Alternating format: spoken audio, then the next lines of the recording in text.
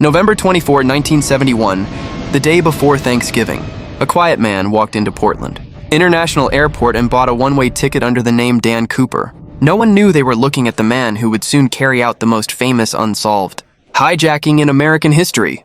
He paid cash, carried only a black briefcase, and calmly boarded Northwest Orient Flight 305, flying from Portland to Seattle. He looked like an ordinary businessman wearing a dark suit, a white shirt, a black tie, and sunglasses. Nothing about him seemed suspicious.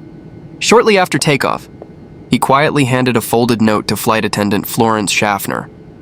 She thought it was another passenger trying to flirt with her, so she slipped the note into her pocket without reading it. Cooper leaned toward her and calmly told her to read the note because he had a bomb. Shocked, she opened the note while Cooper slowly opened his briefcase just enough to reveal what appeared to be wires, batteries, and red cylinders. Whether it was a real bomb has never been confirmed, but no one was willing to take that risk. Unlike most hijackers, Cooper never shouted, threatened anyone, or caused panic. He stayed calm, polite, and completely in control.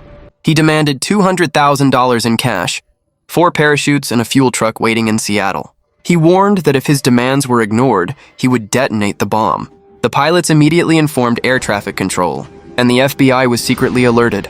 Meanwhile, the passengers believed the delay was caused by a minor technical problem as the aircraft continued circling above Seattle. On the ground, agents rushed to gather the ransom money and the parachutes. No one on board realized they were witnessing the beginning of one of the greatest unsolved mysteries in American history. After nearly 2 hours in the air, Flight 305 finally landed in Seattle.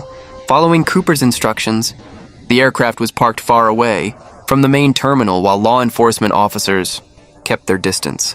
FBI agents delivered exactly $200,000 in cash along with 4 parachutes. Cooper carefully checked the money and inspected the parachutes before ordering all 36 passengers to leave the aircraft. One by one, they stepped off the plane, completely unaware they had just survived one of the most extraordinary hijackings in American history. Only the pilots, the flight engineer, and 1 flight attendant remained on board. Cooper then gave the crew a new set of instructions. He ordered the plane to take off again and fly toward Mexico at a low altitude and a slow speed with the rear staircase ready to be lowered.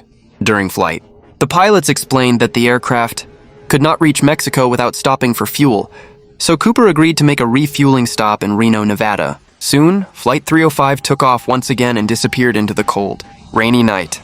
Unknown to Cooper, military fighter jets were secretly following the aircraft from a distance. Inside the cabin, Cooper remained calm. He secured the bag of ransom money to his body, picked up one of the parachutes, and quietly waited for the perfect moment. Then, at approximately 8:13 p.m., somewhere over the dark forests of the Pacific Northwest, the crew noticed a sudden change in the aircraft.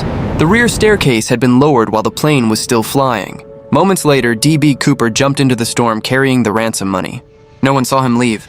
No one knew where he landed. In just a few seconds, the man known as D.B. Cooper disappeared forever, creating one of the greatest unsolved mysteries in American history.